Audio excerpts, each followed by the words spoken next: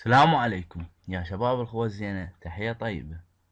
اليوم عندنا الدرس السادس. أكثريتكم طلبوا هذا الدرس اللي هو كيف تنصب فلاتر التوباز وكيف العمل عليها. أنا رفقت أنه من ضمن الروابط إضافات الفوتوشوب وجاهزة عندكم. كل ما عليك أنه تدخل على هذه الفلاتر. هاي الصور أنا ضايفة مو موجودة. هذه فلاتر مهمة. عندي هذا فلتر ايماجنوميك بارتيشال، هذا طبعا خاص بتصفية الوجه. مثل ما تلاحظون هذا نموذج. لاحظ كيف فرق بين هذا الشكل وبين هذا الشكل. هذا عمل الفلتر اللي يريد يستخدم التصفية عن طريقة الفلتر. اما هذه البقية هي فلاتر التوباز ما عدا هذا الفلتر من شركة كاندي. هذا الفلتر شنو عمله؟ طبعا هذا الفلتر انه من ضمن القطرات، قطرات الدم والكثير من الفلاتر. راح نجي على شرحها فلتر ان شاء الله بهذا الدرس. هذا فلتر ايضا يعطي مثل اللمعان، طبعا ايضا شغله حلو. نجي على التنصيب، نصب فلتر. طبعا هنا أنا مرفوق للنظام 32 وال 64. نصب نظام 32 نيكست. تنصيب سهل، كلكم تعرفون تنصبون، بس المسار هنا المسار ضروري تغيره في سبيل يطلع عندي الفلتر بقائمة الفوتوشوب. هذا ادوس براوس. الان اروح على المسار مالتي سي بروجرام فايل ادوب فوتوشوب. احطها بقائمة البلوج انز، الاضافات. مثل ما تشوفون هذه القائمة مال اضافات الفلاتر اللي هي من اشغل الفوتوشوب تطلع لي اسمها مرشح. انطيه اوكي. على هذا المنوال احنا نصب كل الفلاتر بنفس هذا المسار. نيكست.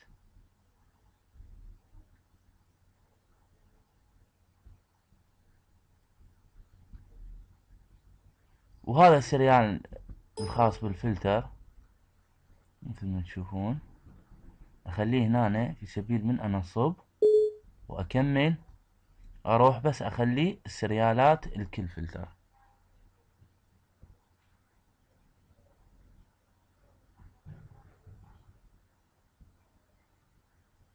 مثل ما تشوفون successfully. وهذا السريال نمبر الخاص بهذا الفلتر. طبعا ملاحظة، لازم تغلق الفوتوشوب عند التنصيب، لان اذا انت فاتح الفوتوشوب وتنصب ما راح تطلع الا تضطر تسد الفوتوشوب وتدخل عليه من جديد. فانت من البداية سد الفوتوشوب، نصب الفلاتر وكمل، وبعدين افتح الفوتوشوب براحتك. خلي السريالات الكل فلتر. مثل ما تلاحظون هذا خاص بالادجوست. الان عندي التوباز كلين. هذا التوباز، وايضا هذا ملف للشرح اللي ما يعرف ينصب. توباز كلين انصب.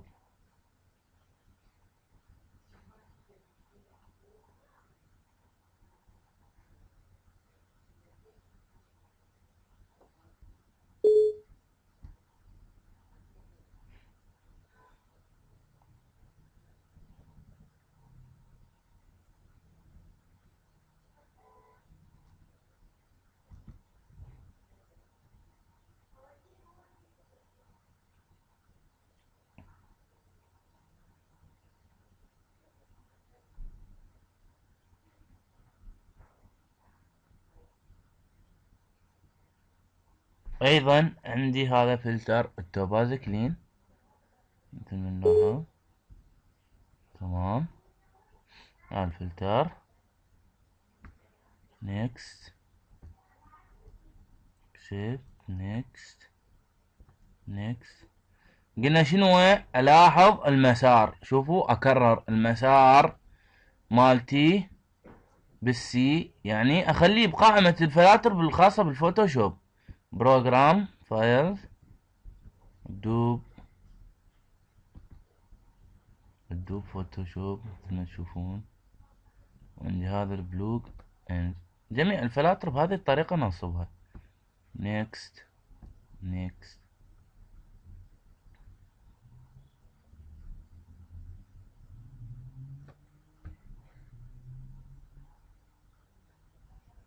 finish.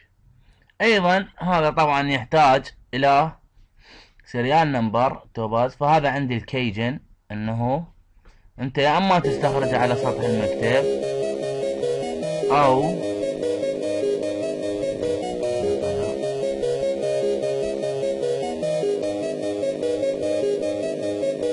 طبعا هذا جنريت تدوس يغزل لك، يطلع لك السريال. كل ما عليك انه نعطيه كوبي، وايضا بهذا الملف حتى تعرفه نعطيه بيست. سدينا الكيجن، طلعت من يمه فقط السريال نمبر. الان اروح على فلتر الايكون دي، ايضا هذا السريال مالته مثل ما تشوفون تنصيب طبيعي.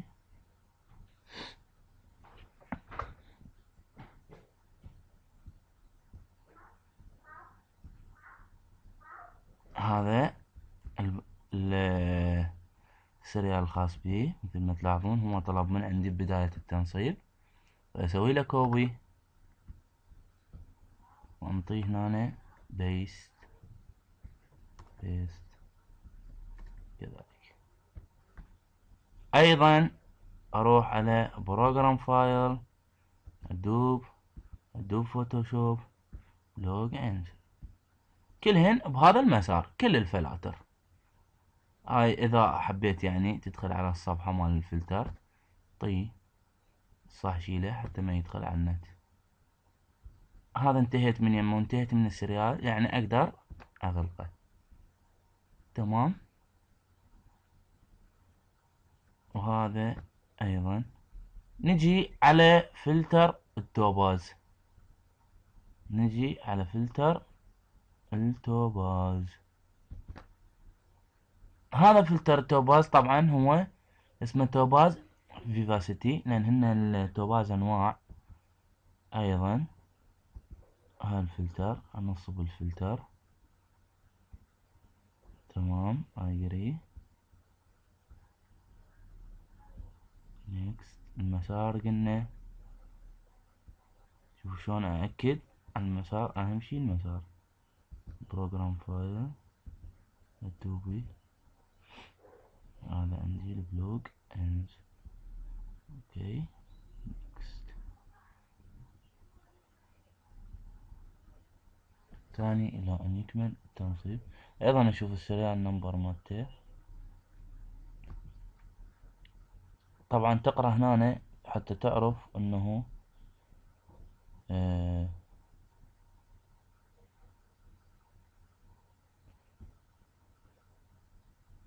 هذا الكراك. طبعا الكراك ملاحظة، هذا الكراك تسوي له استخراج اكستراكت او استخراج بالعربي. اوكي. بعد ما يكمل التنصيب الان بدأ ينصب عندي، اكتمل التنصيب. الان لازم في سبيل يكمل الفيفاسيتي هذا انطي كات، يعني انقله مثل ما تلاحظون هنا أنا اكتب سيستم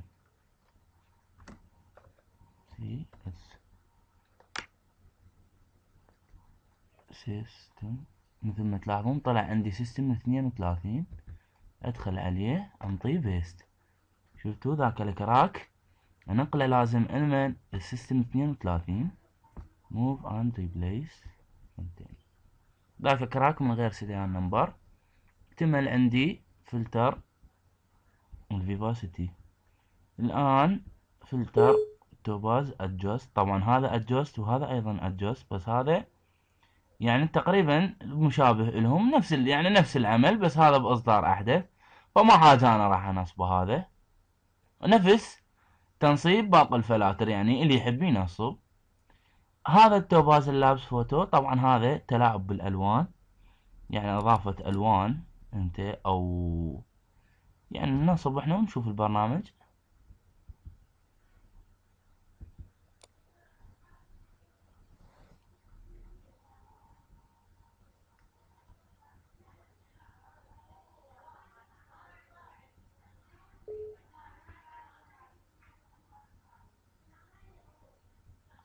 next المسار.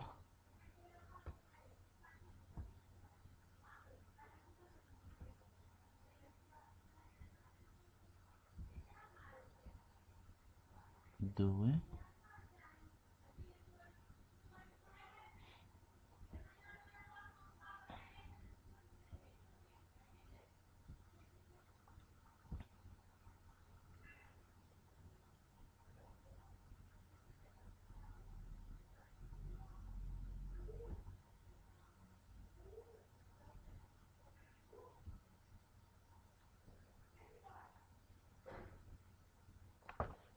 انتظر الى ان يكمل التنصيب.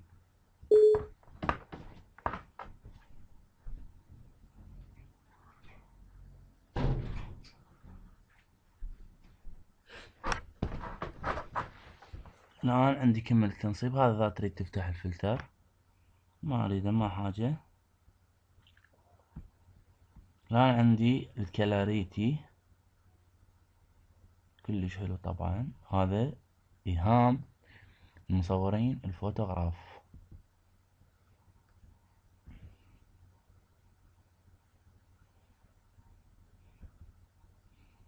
طبعا هاي السيارات الخاصة بي قلنا نخليها على صفحة.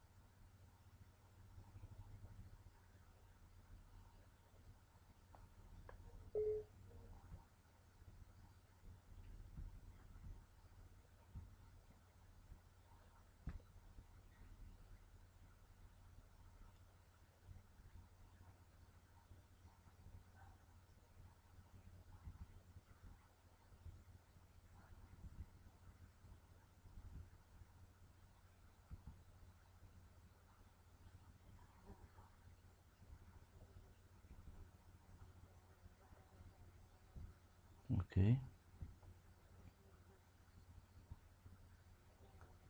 طبعا انا هذا الفلتر اللابس لازم اخذ السريان نمبر مالته، لان ما اخذته. اوكي تمام.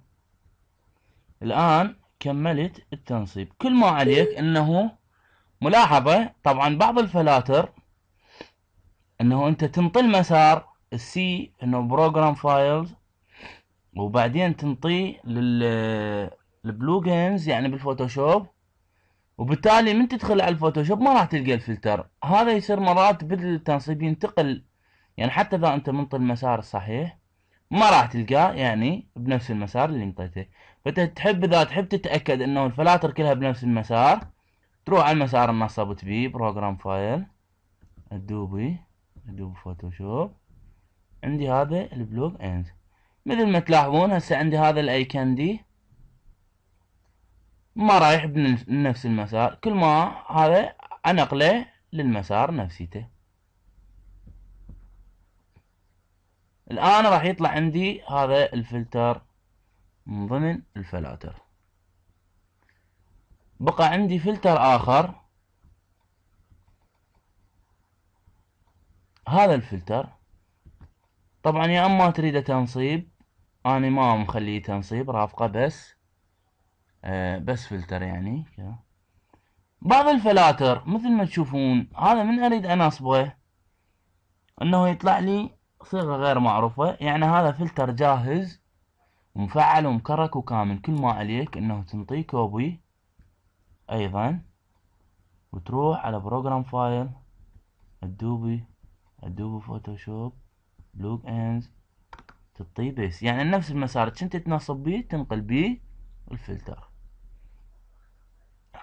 اكتمل يعني هذا الفلتر. الآن نفتح الفوتوشوب. طبعا هذه هي قائمة الفلاتر مثل ما تشوفون. عندي هذا الايكون دي، وايضا هذا الفلتر الخاص بالتصفية، وهذا التوباز لابس. طبعا مثل هذا التوباز لابس من تفتحه راح تلقى الفلاتر البقية، لان هسه تلاحظ نقص بس هي موجودة من ضمن هذا اللابس. طبعا راح يشوفون هذه ما مفعلة. ليش؟ لان ما مختار صورة. من تريد تفعل فلاتر لازم يعني تختار صورة تفعل بيها، لان هذا شغل الفلاتر.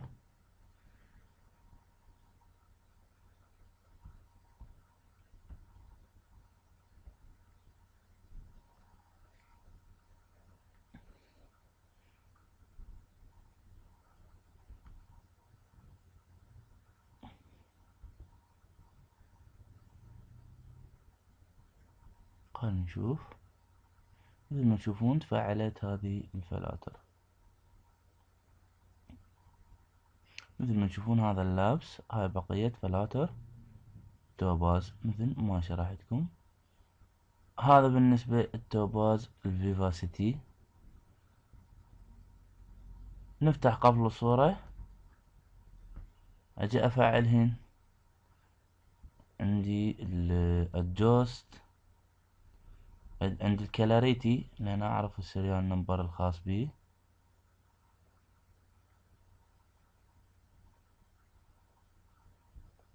هذا اي مفتاح، اخذ المفتاح الرابع يعني دائما انا افعل بيه.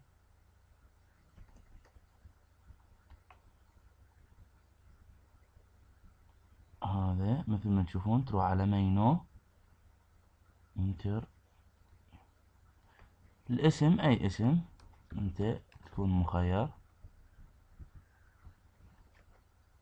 تمام، تفعل عندك هذا الفلتر. طبعا انا راح افعل الفلتر واشرح عنه بنفس الوقت. هذا فلتر الكلاريتي مثل ما تشوفون، هذا خاص مثلا اذا كانت عندك صورة ازياء او بالطبيعة. اللاندسكيب يعني صورة بالطول، او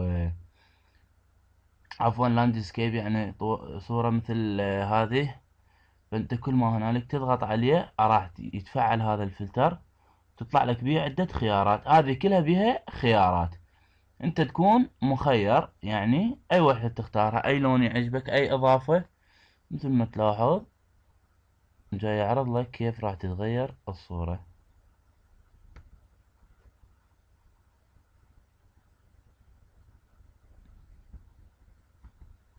مثل ما تشوفون هذه الاصلية، وهذه من ضفت لها الفلتر. لاحظ كيف الفرق، وايضا كثير من الخيارات.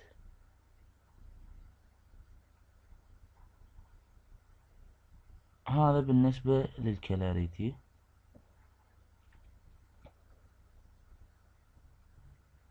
طبعا لان الصورة حجمها كبير يتأخر هذا. هذا انتهيت من يمه الكلاريتي.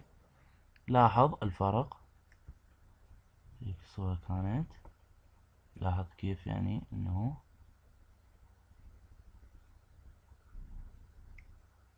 زين. الفلتر الاخر قلنا اللي هو الادجوست. الان نجي لهذا الفلتر مثل ما تشوفون، يعني ترى واضحة الفلاتر، يعني ما هذه فلاتر يعني جاهزة. انت تكون مخير انه تتلاعب بيها من هنا. هذا الكونتراست وهذا الهايلايت، الاضاءة، الشادو، الظل، برايتنس، والريجنز. انت تكون مخير انه تتلاعب بهن. وايضا هذه ايضا، وهذه اعدادات الالوان كلر، وهذه اعدادات التصفية. مثل ما تلاحظون هذا فرق الفلتر. هذه هنا مفتاح الفلتر. مثل ما تشوفون هذا هو المفتاح. انطيه كوبي، اروح على الفلتر، انا رافقه، انطي بيست، وهذا هنا اي اسم تنطيه اوكي. اوكي اوكي، هذا انه انت بعد من تختار الفلتر. لاحظ الفرق.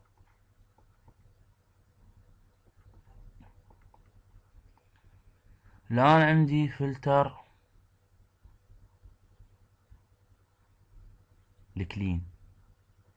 هذا طبعا كلش حلو العمل مالته، وهذا السريان النبار مالته بالتنصيب. اني يمكن تنصب نقلته هنا، نعطيه كوبي، يعني بعد انتهيت من هذه قائمة مال السريالات. اروح على الكلين ايضا، انطي انتر كي. هذا بالنسبة للمفتاح. هنا اي اسم تنطيه كما يشوفون successfully. اوكي. طبعا هذا الفلتر بشغلتين حلوة. الشغلة الأولى أنه الكثير سألنا عليها. مثلا أفتح غير صورة يسبيل يبين عندي مو هذه مشتغل عليها.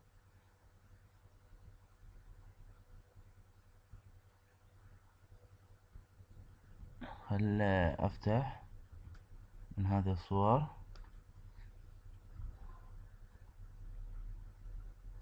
هذه الصورة راح أخذها،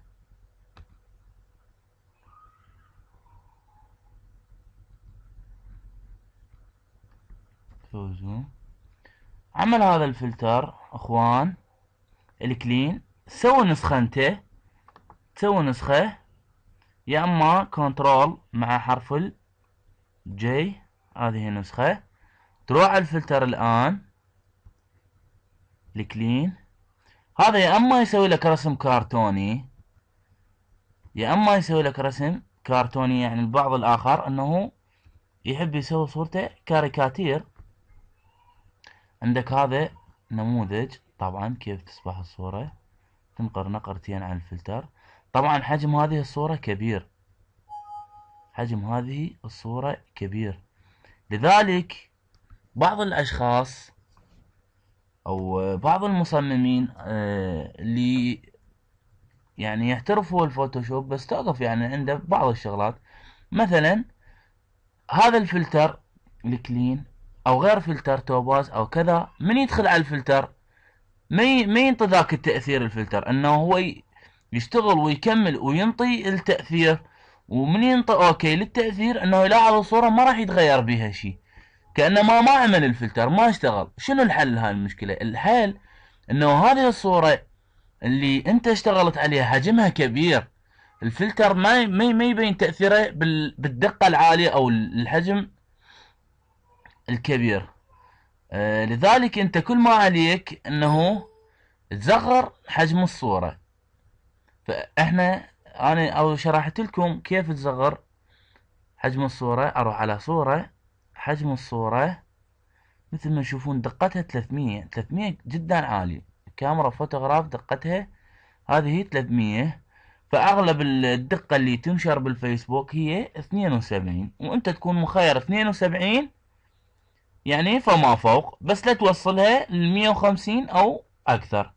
يعني هسه انا اريد اسوي فد دقة الوضوح 100 فقط. مثل ما تشوفون صغرت، هسه صغرت عندي صورة. يعني هسه من اشتغل بالفلتر يبين العمل مالته التأثير. عندي هنا عفوا انا اريد مو الكلاريتي لان شرحت عليه الكلاريتي، اريد فلتر الكلين.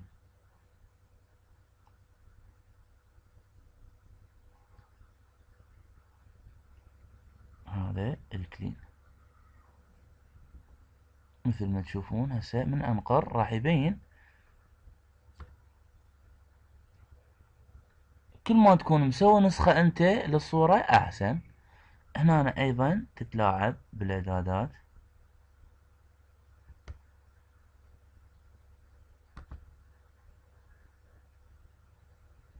مثل ما تشوفون.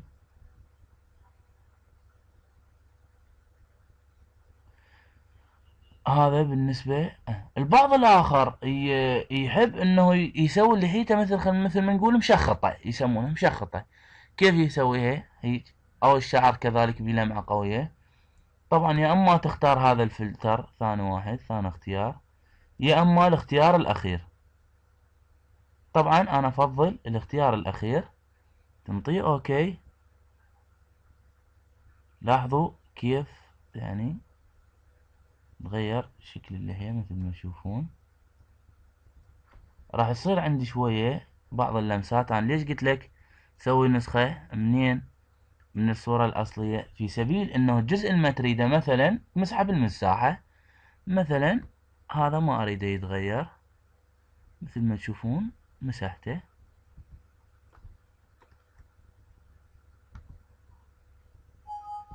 هذا ما أريده يتغير مسحته. وأيضا مثلا هذا المناظر ما أريده تتغير أيضا. يعني شوية هاي خلاص. الآن لاحظ الفرق. وإذا تحب مثلا هذا تأثير قوي مثلا صار عندك مال اللحية أو غيرها، كل ما عليك إنه تخفف الطبقة قليل، وراح يبين هذا التأثير من نسوي زوم للصورة. مثلا أنا أحب آخذ هذه الصورة بهيج منظر. لاحظ كيف بين التأثير عندي هنا. أيضا هذا شعر شيء صار حلو. التأثير الآخر أو المرشح الآخر عندي الفيفا سيتي. طبعا هذا فيه الكثير من الفلاتر، وهو هذا أكثر فلتر. طبعا يعتمد على حجم الصورة، لازم تصغر حجم الصورة. لازم إذا ما اشتغل عندك صغر حجم الصورة. هذا شاربن لإضافة لمعان طبعا مثل ما تشوفون، يخلي الصورة أوضح أو بيها لمعة. لاحظ الفرق. وأيضا هذا لتنظيف الوجه، هاي دي نويز يعني فلتر يضيف. هنا أيضا تقدر تتلاعب، أنت مخير.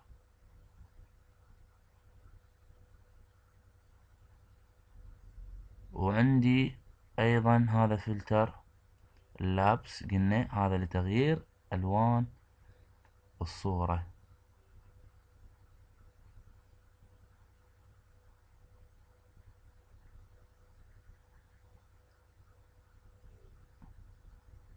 انشر كلوز.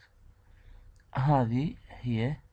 هنا انت تكون مثل ما تشوف اي لون تحب تضيف. هذه بالنسبة للألوان.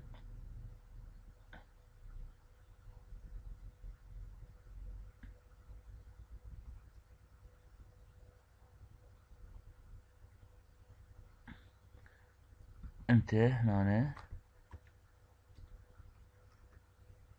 هاي كنترول مع الزائد يسوي لي زوم في سبيل اقدر اشوف الصورة كيف اعملها. مثل ما تشوفون تظل تتلاعب بالخيارات الى ان انت تقتنع يعني بالصورة. لاحظ كيف.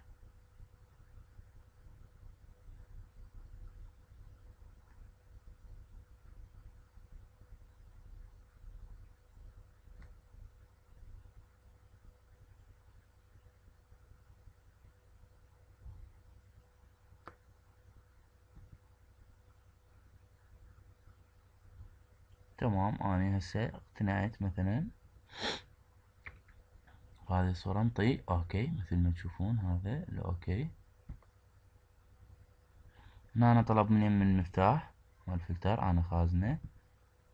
هذا المفتاح لأن نعطيه كوبي.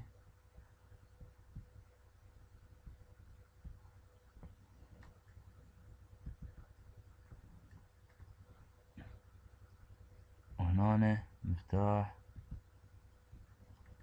الاسم،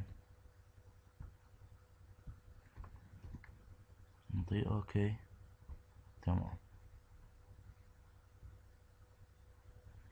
انتهيت بالنسبة للكراك والعمل على هالفلتر. شوف الفرق، شوف الفرق كيف انه سويت من الفلاتر صورة جدا جميلة. هذا بالنسبة للفلاتر. يبقى عندي هذا الفلتر الايكون دي، طبعا هذا الكثير يحتاجه طبعا بهواية يعني شغلات نجي على شرحها، من ضمنها الخطوط. مثلا راح اشرح على الخط، اشرح على الخط شلون يشتغل هذا الفلتر بالنسبة للخطوط. مثلا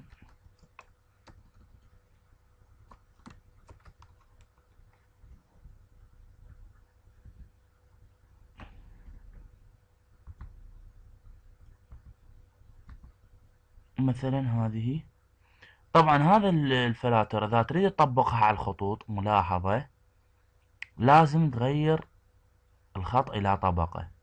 يعني هسه انت فقط تقدر هنا تنطي ستايلات، تعطيه ظل يعني وتلون، اما تريد تأثر عليه بالفلاتر ما تقدر، ما يشتغل عليه الفلتر الا شنو تسوي طبقة. جعل الكتابة نقطية. يعني شنو نقطية؟ انه طبقة، يعني مثل ما تشوفون صارت طبقة، راح حرف التي. الآن تقدر يعني تشتغل عليها. ومن تريد تشتغل على الخطوط يعني بالفلاتر، دائما قلنا سوي نسخة، لأن هو حال الصورة سيعتبر طبقة ما اعتبره خط. فأنت سوي نسخة، كنترول مع الجي، سوي نسخة كنترول مع الجي، تروح على المرشح، نروح على الايكون دي. عندي هنا مثلا هذا الدريب. شنو هذا الدريب؟ مثلا تفيدك بكتابات، مثلا تخلي يعني مثل ما تشوفون تصنع قطرات من يمها، اللي كثير طلبوها كيف يسوي قطرات. مثل ما تلاحظون عندي هذه طبعا اسوي لازم الفلتر على الطبقة السفلى. انت مو نسختها الفوق تعوفها وتجول تسوي عليها الفلتر. حتى الفوق تقدر بس تغير لونها. قلنا هذا الدريب انتم يعني مخيرين انه كل الفلاتر تسويها، لان انا ما حافظهن كلهن. انا اللي يعجبني انه اطبق هذه الفلاتر، اشوف اي فلتر يعجبني واستخدمه بالصورة. مثلا الدريب هذا اكثر شيء استخدمه. هذه الفوق انت تكون مخير انه تغير لونها في سبيل لون الدم يبين. مثلا هاي، مثلا اخليه فد احمر، بس احمر مثلا هيج او هيج، انت تكون مخير. المهم يعني هذا هو شكل الدم. هذا بالنسبة كيف تعمل قطرات، هذا بشكل سريع. الفلتر الاخر طبعا نحذف هذه الطبقة سبيل اقدر اطبق على الفلتر الاخر. ايضا اسوي طبقة واروح على هذا مرشح، قلنا نشتغل على الطبقة جوا، اروح على الايكون دي. مثلا اخلي الكتابة انه جاية يعني مثلا كانت متحركة او نلاحظ يعني نشوف هذا المشين ترايل، يعني فلتر الحركة، يجعل لي صورة انه كانت تتحرك. نشوف نلاحظ هنا كنترول مع الناقص، لاحظ كيف انه جاية من هذا الاتجاه. هنا انت مخير انه تصغر، هنا تتلعب بالاتجاه منين يا اتجاه جتي. مثلا انطي اوكي، لاحظ كيف، وانت تكون مخير انه تخففها. هذا الفلتر طبعا مو فقط للخطوط. تحياتي لكم يا شباب الخوة الزينة، واي سؤال واي استفسار انا راح انزل بوست طبعا بالبروفايل الخاص بيه، وانتو تسألون وانا اقدر اجاوب على اسئلتكم او اخذ اسئلتكم، ومن خلال اسئلتكم اسوي شروحات. في امان الله.